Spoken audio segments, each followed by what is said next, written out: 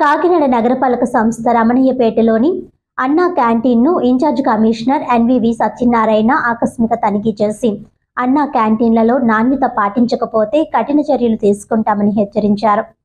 కాకినాడ రమణయ్యపేటలోని అన్నా క్యాంటీన్ను మంగళవారం ఉదయం కమిషనర్ ఆకస్మికంగా తనిఖీ చేశారు.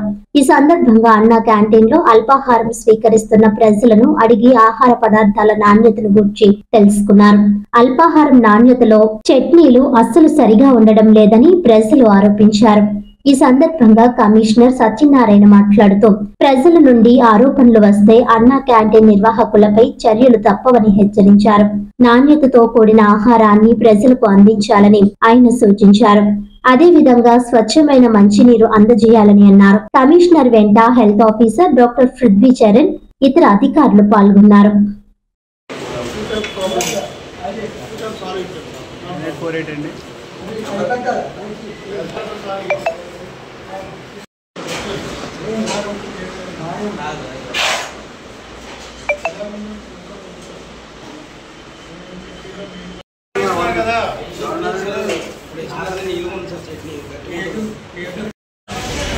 డివిజన్లో మనం విజిట్ చేయడం జరిగింది.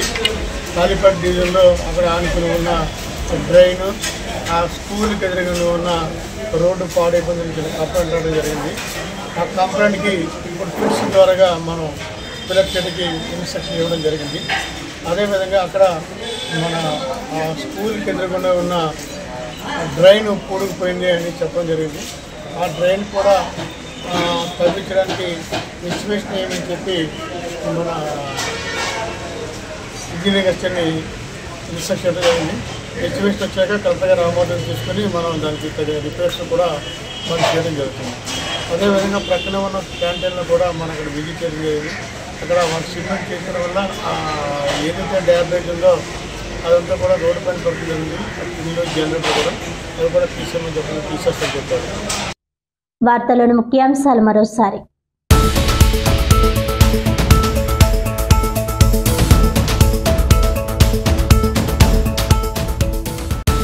కాకినాడ జిల్లా కెర్లంపూడి శ్రీ సూర్యరామ థియేటర్లో జగన్నాథ్ మూవీ ప్రమోషన్ లో భాగంగా సినీ బృందం సందడి.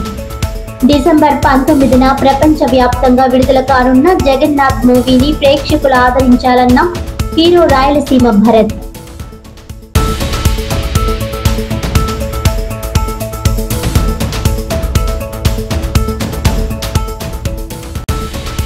అన్నా క్యాంటీన్లలో నాణ్యత పాటించకపోతే కఠిన చర్యలు తీసుకుంటాం.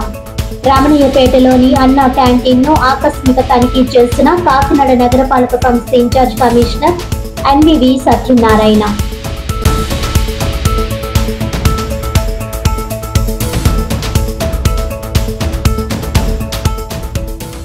కాకినాడ జిల్లా చేబ్రోలు ప్రాథమిక ఆరోగ్య కేంద్రంలో వైద్యం అందక వ్యక్తి మృతి చెందిన సంఘటనపై జిల్లా వైద్య ఆరోగ్య శాఖ అధికారుల విచారణ నివేదిక ఆధారంగా మృతికి కారణమైన వారిపై శాఖాపరమైన చర్యలు తీసుకుంటామన్న డిఎంఎన్హెచ్ఓ నరసింహనాయక్.